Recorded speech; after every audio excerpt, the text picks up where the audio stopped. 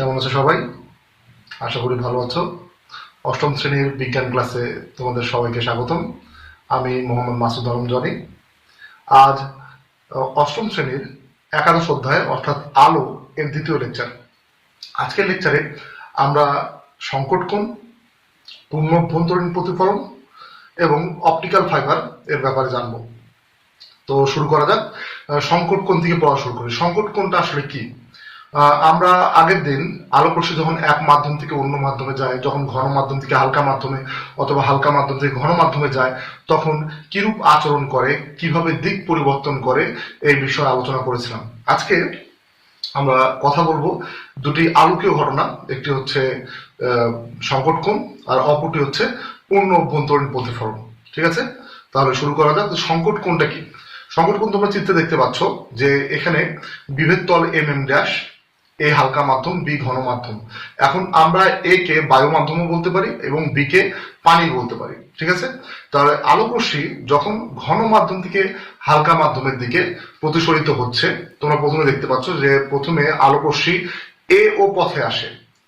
প্রথমে আলোক রশ্মি এ ও পথে আসে, তার মানে ঘন থেকে হালকা মাধ্যমের দিকে যাচ্ছে। যখন এ ও পথে আসে, তির্যক ভাবে যাচ্ছে, তখন বিভেদ তলে আলোক রশ্মি কিন্তু দিক পরিবর্তন করছে এবং অভিলম্ব থেকে দূরে সরে যায়। অভিলম্ব এন এন ও থেকে বা এন এন ড্যাশ নাম বলতে পারো, এখান থেকে দূরে সরে যাচ্ছে, ও এ ড্যাশ পথে চলে যাচ্ছে। আমরা জানতাম, আমরা নিয়ম জানি যে আলোক রশ্মি যখন ঘন মাধ্যম থেকে হালকা মাধ্যমের দিকে যায়, তখন অভিলম্ব থেকে দূরে সরে যায়। এখন আমরা যে আপতন কোণ এ ও এন ড্যাশ, অর্থাৎ এ ও আপতিত রশ্মি, এই এ ও আপতিত রশ্মিকে যদি সামান্য পরিমাণ বাড়াই, আরো সামান্য পরিমাণ বাড়াই, তাহলে দেখো এটা বি ও পথে যাচ্ছে। এটি যখন বি ও পথে আপতিত হলো, তখন অভিলম্ব থেকে আরো দূরে সরে যাচ্ছে, অভিলম্ব থেকে আরো দূরে সরে যাচ্ছে এবং প্রতিসরণ কোণের মানটা বৃদ্ধি পাচ্ছে। যখন আলোক রশ্মি বি ও পথে যায় বা হচ্ছে বি ও এন ড্যাশ কোণে আপতিত হয়, তখন দেখো প্রতিসরণ কোণ যেটা দেখা যাচ্ছে ওখানে, সেটা হচ্ছে বি ড্যাশ ও এন, অথবা এন ও বি ড্যাশ বলতে পারো তুমি। তো এখানে প্রতিসরণ কোণের মানটা বৃদ্ধি পাচ্ছে। তাহলে এখানে আপতন কোণের মানটা বৃদ্ধি পাওয়ার সাথে সাথে প্রতিসরণ কোণের মানটাও বৃদ্ধি পাচ্ছে। কিন্তু এভাবে যদি আপতন কোণের মান বৃদ্ধি করতে থাকা যায়, তাহলে দেখো অপর পাশে যখন আলোক রশ্মি প্রতিসরিত হচ্ছে, তখন প্রতিসরণ কোণের মান বাড়ছে এবং তা ভূমির দিকে যাচ্ছে। প্রতিসরণ কোণের মানটা বাড়ছে এবং প্রতিসরিত রশ্মিটা ধীরে ধীরে ভূমির দিকে যাচ্ছে। তাহলে এভাবে আপতন কোণের মান বাড়াতে বাড়াতে একসময় এমন একটা আপতন কোণ পাওয়া যাবে যে আপতন কোণের জন্য প্রতিসরণ কোণের মানটা 90 ডিগ্রি হবে। তাহলে চিত্রে দেখো, যখন আলোক রশ্মি সিও পথে আপতিত হয়, যখন সিও পথে আপতিত হচ্ছে, অর্থাৎ আমি বলতে পারি আপতন কোণের নাম হচ্ছে সিও এন ড্যাশ, তখন প্রতিসরিত রশ্মিটি এমন ভাবে প্রতিসরিত হচ্ছে যেন বিভেদ তল ঘেঁষে যাচ্ছে, এবং বিভেদ তল ঘেঁষে যাওয়ার অর্থ হচ্ছে অভিলম্ব এবং বিভেদ তলের মধ্যবর্তী কোণটি 90 ডিগ্রি, অর্থাৎ প্রতিসরণ কোণের মান 90 ডিগ্রি। তাহলে আমরা ঘন মাধ্যমে শেষ পর্যন্ত এমন একটি কোণ পেলাম যে কোণের জন্য, যে আপতন কোণের জন্য প্রতিসরণ কোণের মান দেখা যাচ্ছে 90 ডিগ্রি। তখন উক্ত আপতন কোণকে, যে ঘন মাধ্যমে যে আপতন কোণটি দেখা যাচ্ছে, এই আপতন কোণকে বলা হচ্ছে সংকট কোণ, অথবা এটাকে ক্রান্তি কোণ বলা হয়। ক্রান্তি কোণ, সংকট কোণ দুটোই ইউজ করা যাচ্ছে।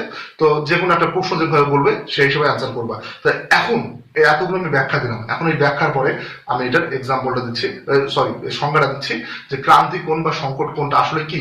সংজ্ঞাটা হচ্ছে এভাবে যে আলোক রশ্মি যখন ঘন স্বচ্ছ মাধ্যম থেকে হালকা স্বচ্ছ মাধ্যমে তির্যক ভাবে আপতিত হয়, তখন আপতন কোণের যে মানের জন্য প্রতিসরণ কোণের মান 90 ডিগ্রি হয়। আবারও বলছি, আলোক রশ্মি যখন ঘন স্বচ্ছ মাধ্যম থেকে হালকা স্বচ্ছ মাধ্যমের দিকে তির্যক ভাবে আপতিত হয়, তখন আপতন কোণের যে মানের জন্য প্রতিসরণ কোণের মান 90 ডিগ্রি হয়, অর্থাৎ প্রতিসরিত রশ্মি বিভেদ তল ঘেঁষে চলে যায়। অভিলম্ব এবং প্রতিসরিত রশ্মির এরা তখন দেখা যাচ্ছে এর মধ্যবর্তী কোণটি হবে 90 ডিগ্রি। তখন উক্ত আপতন কোণের মানকে বলা হচ্ছে সংকট কোণ বা ক্রান্তি কোণ। আমি আরেকবার বলছি সংজ্ঞাটা, যে আলোক রশ্মি যখন ঘন স্বচ্ছ মাধ্যম থেকে হালকা স্বচ্ছ মাধ্যমের দিকে তির্যক ভাবে আপতিত হয়, তখন আপতন কোণের যে মানের জন্য প্রতিসরণ কোণের মান 90 ডিগ্রি হয়, তখন উক্ত আপতন কোণের মানকে বলা হয় ক্রান্তি কোণ বা সংকট কোণ। এটা ছিল সংজ্ঞা। এই সংজ্ঞাটা কিন্তু একটা খ নম্বরের প্রশ্ন 2 নম্বরের জন্য আসে। এখন যদি বলা যায় যে ব্যাখ্যাটা কিভাবে দেবো, ব্যাখ্যা অলরেডি তোমাদেরকে আমি এখানে দিয়ে দিয়েছি, আবারও বলছি। তাহলে শুরু করি। মনে করি এম এম ড্যাশ বিভেদ তল, এন এন ড্যাশ অভিলম্ব ও আপতন বিন্দু, এ হচ্ছে হালকা মাধ্যম, বি হচ্ছে ঘন মাধ্যম। আলোক রশ্মি হালকা মাধ্যম থেকে ঘন মাধ্যমের দিকে আপতিত হচ্ছে। প্রথমত যখন আলোক রশ্মি এও পথে আসে, তখন তা অভিলম্ব থেকে দূরে সরে যায় এবং ও ড্যাশ পথে চলে যায়। কারণ আমরা জানি এটা প্রদূষণের নিয়ম অনুযায়ী আলোক রশ্মি যখন ঘন থেকে হালকা মাধ্যমের দিকে যায় তখন অবিলম্ব থেকে দূরে সরে যায়। একইভাবে যখন আলোক রশ্মি বিও পথে যাচ্ছে তখন অবিলম্ব থেকে আরো দূরে সরে যাচ্ছে, ওবি ড্যাশ পথে চলে যায়। কিন্তু যখন আলোক রশ্মি সিও পথে আসছে তখন এই আপতন কোণের জন্য আমরা দেখছি প্রতিসরিত রশ্মি ঠিক বিভেদ তল বরাবর যায়, অর্থাৎ ও সি ড্যাশ বরাবর যাচ্ছে। তার মানে অবিলম্ব এবং প্রতিসরিত রশ্মির মধ্যবর্তী যে কোণটা সেটা 90 ডিগ্রি। তাই আমরা বলতে পারি যে আপতন কোণের জন্য এই প্রতিসরণ কোণের মানটি 90 ডিগ্রি দেখা যাচ্ছে। তার মানে সি ও এন ড্যাশ এই আপতন কোণের জন্য আমরা প্রতিসরণ কোণের মান 90 ডিগ্রি পাচ্ছি, অর্থাৎ প্রতিসরিত রশ্মি বিভেদ তল ঘেঁষে চলে যাচ্ছে উক্ত আপতন কোণকে, অর্থাৎ সি ও এন ড্যাশকে সংকট কোণ বা ক্রান্তি কোণ বলে। ঠিক আছে, এটি ছিল ক্রান্তি কোণের সংজ্ঞা এবং ব্যাখ্যা। এটি নিজে একটি ঘ নম্বরের প্রশ্ন আসতে পারে পরীক্ষাতে। এরপর যে প্রশ্নটি আসছে বা যে টপিকটি আসছে সেটি হচ্ছে পূর্ণ অভ্যন্তরীণ প্রতিফলন। এখন পূর্ণ অভ্যন্তরীণ প্রতিফলনটা কি? আমরা আলোক প্রতিসরণ করছি, মানে এক মাধ্যম থেকে আরেক মাধ্যমে আলোক রশ্মি যাওয়ার পথে দিক পরিবর্তন করে, এই বিষয়ে আলোচনা করছি। কিন্তু এখন আমরা দেখলাম এখন আলোক রশ্মি যখন ঘন থেকে হালকা মাধ্যমের দিকে যাচ্ছে, এক সময় প্রতিসরণ কোণের মান বাড়তে বাড়তে বাড়তে বাড়তে তা 90 ডিগ্রি হচ্ছে। এখন আগের চিত্রটিতে দেখাচ্ছি, যদি যদি আপতন কোণকে আরেকটু বড় করা যায়, তোমরা দেখতে পাচ্ছ সি ও পথে যখন আলোক রশ্মি যায় তখন এটি ও সি ড্যাশ পথে চলে যাচ্ছে, মানে প্রতিসরণ কোণের মান 90 ডিগ্রি হচ্ছে।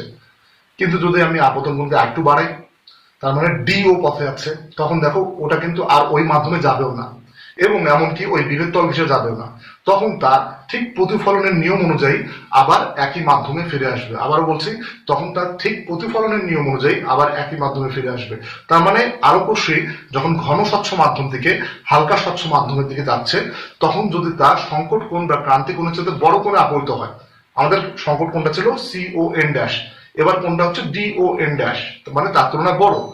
যে আলোক রশ্মি যখন ঘন স্বচ্ছ মাধ্যম থেকে হালকা স্বচ্ছ মাধ্যমের দিকে যাওয়ার সময় ক্রান্তি কোণ বা সংকট কোণের সাথে বড় কোণে আপরিত হয়, তখন তা প্রতিসরিত না হয়ে প্রতিফলনের নিয়ম অনুযায়ী আবার পূর্বের মাধ্যমে ফিরে আসে। এই ঘটনাকে বলা হচ্ছে পূর্ণ অভ্যন্তরীণ প্রতিফলন। ঠিক আছে, সংজ্ঞাটা আমি আরেকবার বলছি, আলোক রশ্মি যখন ঘন স্বচ্ছ মাধ্যম থেকে হালকা স্বচ্ছ মাধ্যমের দিকে সংকট কোণ বা ক্রান্তি কোণের সাথে বড় কোণে আপরিত হয় তখন তা প্রতিসরিত না হয়ে প্রতিফলনের নিয়ম অনুযায়ী আবার একই মাধ্যমে ফিরে আসে। উক্ত ঘটনাকে বলা হয় পূর্ণ অভ্যন্তরীণ প্রতিফলন। এখন আমরা চিত্রে ব্যাখ্যা দেব, আবারও ওই অবিলম্ব বিভেদ তল এই সবগুলো ব্যাখ্যা দেওয়ার পরে, কারণ যেহেতু 4 নম্বরের প্রশ্ন আসবে একটু বড় ব্যাখ্যা দিতে হবে, তারপরে তোমরা যখন সংকট কোণ পর্যন্ত ব্যাখ্যা দিয়ে দিবা তারপরে বলতে পারো যে যদি আলোক রশ্মি এখন ডি ও পথে আপরিত হয়, অর্থাৎ সংকট কোণের সাথে বড় কোণ সি ও এন ড্যাশ কোণের সাথে বড় কোণ ডি ও এন ড্যাশ কোণে আপরিত হয়, তখন তা প্রতিসরিত না হয়ে প্রতিফলনের নিয়ম অনুযায়ী আবার একই মাধ্যমে ফিরে আসে, মানে বি মাধ্যমে ফিরে আসে। আমি বি কে ঘন মাধ্যম ধরছি এবং তুমি এখানে বায়ু পানিও ধরতে পারো। উপরে আমি যেটাকে এ মাধ্যম ধরলাম তুমি সেটাকে বায়ু বলতে পারো, নিচে যেটাকে হালকা ঘন মাধ্যম বললাম সেটাকে পানি ধরতে পারো, কাঁচ ধরতে পারো। এটা তোমার বর্ণার উপর ডিপেন্ড করে, অথবা উদ্দীপক যেভাবে বলবে সেই হিসাবে লিখতে হবে। তো আলোক রশ্মি যখন সংকট কোণের সাথে বড় কোণে আপরিত হয়, অর্থাৎ ডি ও এন ড্যাশ কোণে আপরিত হয়, তখন তা প্রতিসরিত না হয়ে প্রতিফলনের নিয়ম অনুযায়ী আবার একই মাধ্যমে ফিরে আসে, অর্থাৎ ও ডি ড্যাশ বরাবর ফিরে আসছে। উক্ত ঘটনাকে বলা হচ্ছে পূর্ণ অভ্যন্তরীণ প্রতিফলন। ঠিক আছে, এটা বড় প্রশ্ন, 4 নম্বরের প্রশ্ন, বই খুব সুন্দরভাবে দেওয়া আছে, সেখান থেকে তোমরা পড়তে পারো। এরপরে আজকের লাস্ট টপিক, যা হচ্ছে অপটিক্যাল ফাইবার। অপটিক্যাল ফাইবারের তোমরা নাম শুনেছো, আইসিটি বইয়ে পড়েছো। অনেকে যারা মোবাইল টেকনোলজির ব্যাপারে একটু ঘাটাঘাটি করো তারা হয়তো জানো যে অপটিক্যাল ফাইবার বর্তমানে খুবই জনপ্রিয় একটি জিনিস এবং এটির মাধ্যমে আমাদের যোগাযোগ ব্যবস্থার অভূতপূর্ণ উন্নতি সাধিত হয়েছে। তো এখন অপটিক্যাল ফাইবারটি কি? অপটিক্যাল ফাইবার হচ্ছে সরু কাঁচতন্তু। এটি সরু কাঁচতন্তু, এর মাধ্যমে আমরা আলোকে এক স্থান থেকে অন্য স্থানে পূর্ণ অভ্যন্তরীণ প্রতিফলনের মাধ্যমে প্রেরণ করবো। এখন এটাতে লাভ কি হচ্ছে? এটাতে লাভ কি যে আলোতে এক স্থান থেকে অনুষ্ঠানে যায়, পূর্ণ অভ্যন্তরীণ প্রতিফলন হচ্ছে। তোমরা চিত্র দেখতে পাচ্ছ, চিত্রের মধ্যে অপটিক্যাল ফাইবারটা তৈরি কিভাবে? অপটিক্যাল ফাইবারটা এমন ভাবে তৈরি হয় যে ভিতরে একটি ঘন মাধ্যম থাকে এবং তার বাইরে একটি হালকা মাধ্যম থাকে। তোমরা চিত্র থেকে দেখতে পাচ্ছ যে এখানে অপটিক্যাল ফাইবার কাঁচ দ্বারা তৈরি করা হয়। হ্যাঁ, অন্যান্য জিনিস দ্বারা তৈরি করা যেতে পারে, প্লাস্টিক দ্বারা তৈরি করা যেতে পারে, তবে অপটিক্যাল ফাইবার সাধারণত কাঁচ দ্বারা তৈরি করা হয়, উন্নত মানের যে অপটিক্যাল ফাইবার গুলো থাকে। তো এটি সরু কাঁচতন্তু এবং ফ্লেক্সিবল, খুব আমরা বাঁকাতে পাবো, এটা সহজে ভাঙবেও না, এমন ভাবে এটাকে তৈরি করা হয়। তো আমরা জানি আলো সরল পথে চলে, কিন্তু আমাকে যদি আলোকে একটু বাঁকা পথে চালাতে হয় তখন কি করতে হবে? আলো তো যাবে না, তখন এই অপটিক্যাল ফাইবারকে ইউজ করা হচ্ছে। কিভাবে? যে অপটিক্যাল ফাইবারের ভিতরে থাকে ঘন মাধ্যম এবং বাইরে থাকে হালকা মাধ্যম, এবং আলোক রশ্মিকে এমন কোণে প্রেরণ করা হয় অপটিক্যাল ফাইবারের ভিতরে যাতে দেখা যাচ্ছে যে এই কোণটি সংকট কোণের চেয়ে বড় কোণ হয়। তখন তার ভিতরে বারবার পূর্ণ অভ্যন্তরীণ প্রতিফলন হবে এবং এক স্থান থেকে অন্য স্থানে প্রেরিত হবে। তোমার মনে হতে পারে পাইপটি বাঁকা দ্বারা, তো এখান থেকে আলো হয়তো বা বাঁকা পথে চলছে, কিন্তু আসলে আলো বাঁকা পথে চলছে না, আরো সোজা পথে চলবে, কিন্তু বারবার পূর্ণ অভ্যন্তরীণ প্রতিফলন হওয়ার কারণে দেখা যাচ্ছে যে তা এক স্থান থেকে অন্য স্থানে দেখলে মনে হবে যে আলো বাঁকা পথে গমন করলো।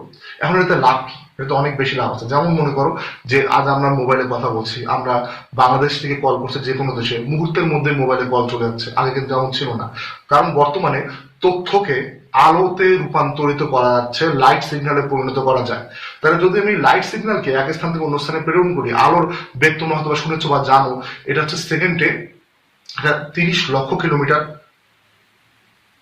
পর্যন্ত এটা গমন করতে পারে। এটার মান হচ্ছে 3 × 10⁸ মিটার/সেকেন্ড, যে 1 সেকেন্ডে আলো এত বেগে গমন করতে পারে। এখন যদি আমরা পৃথিবীর মধ্যে এক স্থান থেকে অন্য স্থানে কোনো তথ্য প্রেরণ করতে চাই এবং যদি আলোর মাধ্যমে প্রেরণ করি, তাহলে এটা 1 সেকেন্ডের সময় প্রয়োজন হবে না, খুব দ্রুত এক স্থান থেকে অন্য স্থানে চলে যাবে।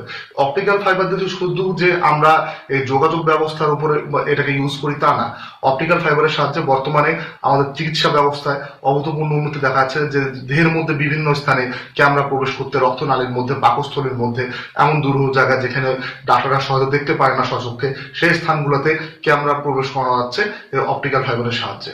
ঠিক আছে, তাহলে অপটিক্যাল ফাইবার কি এবং ব্যবহার তোমরা করবা। আমি আজ তোমাদের কোনো SW দিচ্ছি না, কারণ তোমাদের অ্যাসাইনমেন্ট সবার চলে এসেছে, তোমরা অ্যাসাইনমেন্ট নিয়ে একটু ব্যস্ত, তাই আমি SW দিচ্ছি না। তবে যে টপিকগুলো পড়লাম তা বাসায় ভালোভাবে পড়বা। ঠিক আছে, তো সবাই ভালো থাকো, আল্লাহ হাফিজ।